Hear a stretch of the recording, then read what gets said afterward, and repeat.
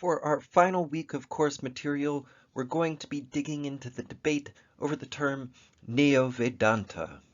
NeoVedanta, also called Hindu modernism, Neo-Hinduism, global Hinduism, and Hindu universalism, depending on the scholar, is part of a series of terms, including the aforementioned terms, to characterize interpretations of Hinduism that developed in the 19th through the 20th and into the 21st century.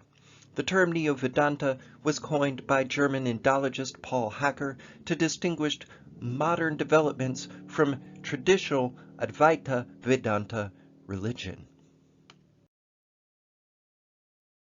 Now, over the course of this particular discussion, you will notice a number of key themes: the unification of Hinduism, the influence of yogic tradition, reform, modernism, new religious movements, and our discussion of the major proponents of these interpretations of philosophical positions and influences on the modernist and perhaps contemporary trajectories of Hinduism, as well as some appraisal and criticism of the term Neo-Vedanta.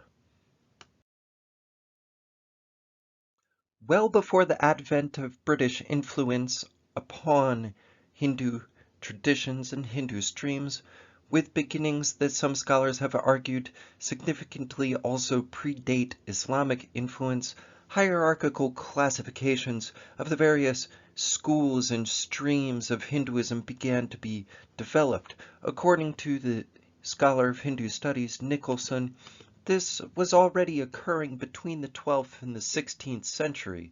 Certain thinkers began to treat as a single whole the diverse philosophical and religious practices of the Upanishads, epics, the Puranas, and the schools retrospectively known as the Six Systems or the Sadarshana. The tendency of a blurring of philosophical distinctions has also been noted by Burley. Lorenzen locates the origins of a distinct Hindu identity in the interaction between Muslims and Hindus by contrast, and a process of, quote, mutual self-definition with a contrasting Muslim other that occurred especially during the early modern period and the late classical period.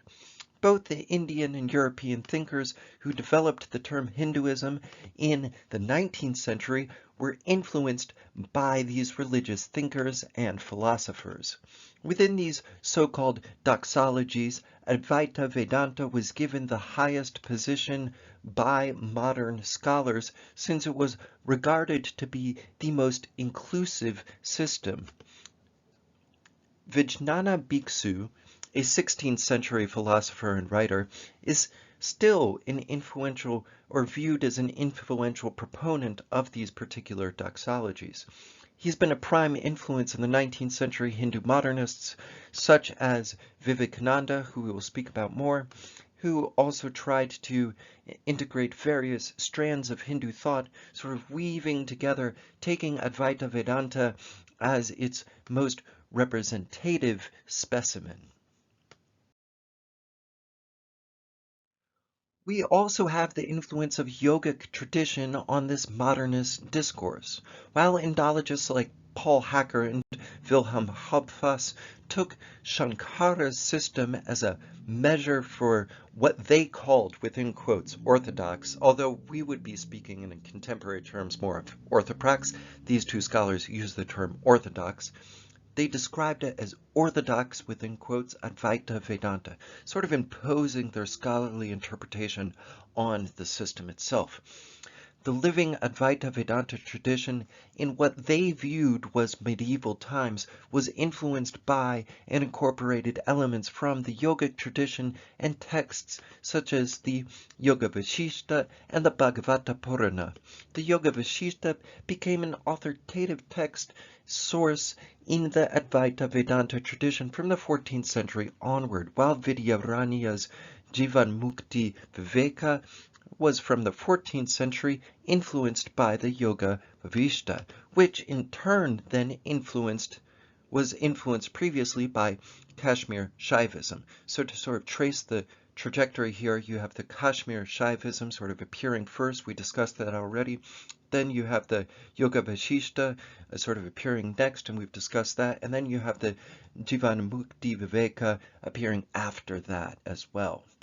All of these go into influence the modernist thinker Vivekananda, Swami Vivekananda's thought in the 19th century, which places an emphasis on Nirvikalpa Samadhi as one of the most pure practices or most important practices of Hinduism.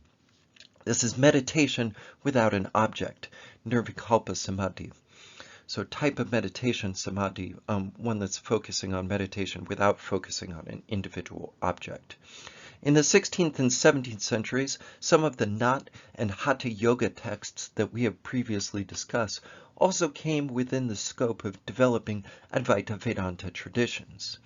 So we do have this notion of sort of meditation upon a non-objective existence or non-objective substance, non-object substance is an important part of Vivekananda's modernist thought.